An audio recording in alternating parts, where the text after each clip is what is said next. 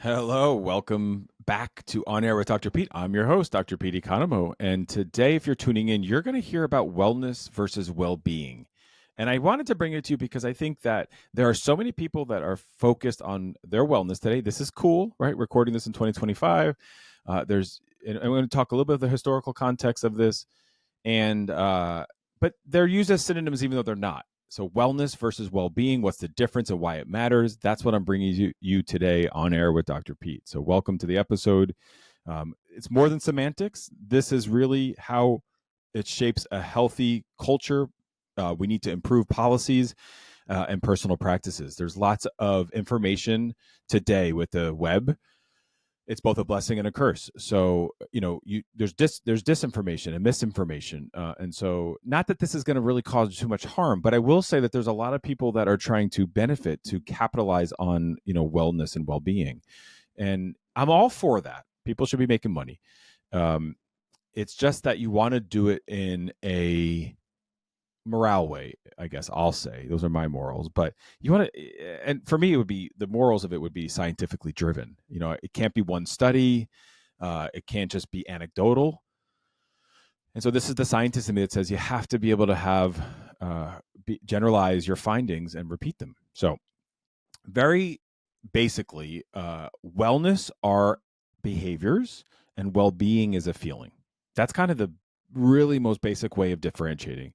So wellness is usually action-oriented. It's physical activity that you can partake in, fitness, self-optimization. So they're behaviors that you do and you create. Could be budgeting, could be part of your wellness, which I'll touch upon at some point throughout this episode. Whereas well-being is more about the mental, emotional, social, and existential health. So sometimes they just talk to it about like joy. If you can talk about like inner peace or joy, that's one of the things that they would often say is well-being. It's I would say it's also subjective. So well-being is how somebody feels. So not necessarily like I feel achy, but do I feel accomplished? Do I feel well? That's your well-being. Am I happy in that way? So the wellness movement kind of started in the 70s with corporate America, and I think that there's another movement that's happening now where there's lots of people that are benefiting from this. Again, I think social media really brought it to us where we are able to promote different resources, tools, exercises, things like that to improve one's well-being. So in the 70s, corporate America started to do it. There was a fitness boom, like Richard Simmons type stuff. Like all of that was about trying to improve well-being. Alternative medicine was more explored. I think I believe that's when some of the psilocybin or some of the other sort of alternative medicines, integrative Chinese medicine were introduced to the West. Well-being is really rooted in psychology, sociology, some global health framework, so like public policy. So you'll read a lot about well-being, say in the World Health Organization. Psychologically, as a psychologist, I've been reading about, studying, and working on people's well-being for quite some time, and so that is the biggest sort of historical context to see where these two terms were born. I want to look at a few of the core differences. So the scope of it. So like I just said, wellness is a little bit more narrow, because it's about nutrition, what you're eating, your diet. If you're engaging in fad diets, exercise regimens, taking supplements. For me, I do a lot of Chinese medicine, and so I'll take lots of different supplements that are all natural, not regulated in any kind of way, but often they're just grown, so they're herbs. So lots of different teas that you can drink. Recording this in 2025, this past winter was the first winter in a long time that I was not sick. And this winter, pretty much every day I had a like special, really natural tea at night. So wellness is more narrow. Well-being is holistic. It's kind of the scope of it. So it's about purpose, your values, relationships. I mentioned budgeting before, so financial security is a big piece of well-being, and resilience. There's I don't want to say exercises per se, but behaviors that might foster resilience, but a feeling of being resilient would be well-being. Building confidence, giving, starting a podcast, giving some public talks, that would be the behavior for the wellness. But all of that might improve well-being. The approach is a bit different. The core difference there. Wellness's approach is proactive, it's individualistic, and it's often commodified, meaning that you might be doing it with a group or, kind of thinking about ways that you can modify things, but it's proactive, and that's key. And that's one of the things that's always gravitated me towards wellness, because I don't want to be reactive. I want things to be proactive. Well-being is integrative. It's contextual. So that's another piece of why psychology has learned and studied a lot about well-being, because contextual behaviorism is a big thing now, and it's community-centered often. So well-being really requires an entire community. The measurement of it is also a core difference. Wellness is often measured biologically. So there's some biomarkers like BMI, blood pressure. Performance can be measured as well. Weight, I mentioned BMI, but weight can also be one thing that they consider as part of wellness. Whereas well-being, trying to measure that is different. It's life satisfaction. How do you measure life satisfaction?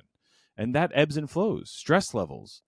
It could be the subjective reports of stress levels. Now, the wellness, the biomarker would be cortisol, but the well-being would be a subjective report of stress. So there's some measures like in psychology, we'll use like a perceived stress survey, PSS, because the way someone perceives it has a direct impact on their physical health or their wellness, their well-being. But another piece of well-being also for measurement is the social connection. Clients over and over again will say when they're not feeling well, they isolate. The wellness industry is a $5 trillion global industry. Is that helping or harming? I don't know. We're not here to talk about that. There are certainly lots of different news articles and research around how it's helping or harming. Just notice sort of what you're doing. You don't have to. Yes, it can be expensive to be healthy, but you don't have to spend a ton of money to be healthy. There are just walking outside, drinking lots of water, and again, some of these things do come with privilege, but there are ways that you can do this with economically. Also, the other cultural influences and commercial influences are the aesthetics of it. So Instagram, when you look at people that are promoting wellness and well-being, they are very fit. Potentially, I've done episodes on body dysmorphia, eating disorders. Not to say that they have them, but it's, we still, I remember in the 90s, a good friend of mine and working international model, and just the impact that it has on one's body. And even for myself, when I was modeling, there was one of the agents I was working with was like, well, you have to lose like 10 pounds. And I was as fit as I could be. Like I was really, really fit. I was swimming. And if I lost 10 pounds, I wouldn't have been able to swim, And so there is this expectation. And I think that's the negative downside of the well-being sort of cultural commercial influences there, because that also has an impact on our emotional functioning. So, and then there's also like an exclusion of some marginalized groups, where there's body shaming and other things that go on that really exclude, certain people from there. One of the things that's happening a lot in terms of well-being is in the workplace. And so you see a lot of workplace well-being programs. I often reference in a lot of my articles or classes about, say, Silicon Valley, that really understood the importance of well-being in the workplace, where you'd have a meditation room. And I know that gets a lot of judgment, but times change. Women used to not be able to work, or if they went to work, they're wearing gloves, or, things shift, and we don't like change, but workplace well-being programs are essential. You don't need to have a lot of things. Sometimes it's just like contributing to a gym membership, or putting gyms in there. A lot of my finance clients, Silicon Valley clients, they have cafeterias, they have tons of hydration stations and all of that, gyms and meditation rooms, lactation rooms, all things that are there to make sure that you can be comfortable at the workplace. We also have an understanding that there are just like policies. And so public policy is really important around well-being in practice. So Can wellness exist without well-being? So no, they go hand in hand, and so that's why they're often used like synonyms. But remember, wellness are the behaviors or the actions. Well-being is the subjective reported experience. And so when you're looking at your own well-being, what's your wellness plan? And so for a wellness plan, I've talked about this before, colleague, friend, Peggy Swarbrick. There's 8 dimensions of wellness that Peggy Swarbrick wrote about in the 80s. Think about them today. Just take a little bit of inventory on your emotional wellness. So what activities do you have to improve your emotions? Environmental wellness, intellectual wellness, physical, occupational, spiritual, social, and financial. So I mentioned that on the onset. So environmental wellness, do you want to some upkeep or landscaping, around your house, plant some flowers, have a plant around the house. I was doing an event last week in New York, and one of the speakers, Trish Barillas, she said, get a plant and name it. What's your intellectual wellness? You have a plan to stay energized. You do crossword puzzles. Do you do something that kind of helps your brain and exercises for your brain and intellectual faculties? It helps us for preventing any kind of cognitive declines in the future, but also just helps us kind of create some more of that wellness and improve our well-being. Physical wellness. So what's your physical activity, your diet, sleep, nutrition, occupational wellness? What do you get from work? What are you doing? What projects are you working on? Don't wait for it to come to you. If you're just kind of going through the motions, you might want to challenge that a little bit. Spiritual wellness, meditation, prayer, whatever activities you can do, journaling, reading. These are things that can help improve your well-being by committing to your spiritual wellness. Social wellness, connection. We need the connection. We are social beings, so trying to stay and developing a support system. And then your financial wellness. What kind of budgets do you have? Are you staying committed to that? And so these are things that I think for you as listeners, just reflect on that. And are there any steps you can take from this episode to maybe improve your well-being? That's my job. My job really is to help people. My job's to not have a job. You've heard me say that. But ultimately, how do I help people optimize their performance and improve their well-being? And so one way that you have to do that is identify if there's any unhealthy behaviors that you have. In that same event last week in New York with Trish, I asked people, the first thing I said is, what's your unhealthy coping mechanism? Rather than starting off with the let's impress one another. No, what are we doing unhealthily? And for me, any listener that's tuned in before, that I'm going to say Oreos.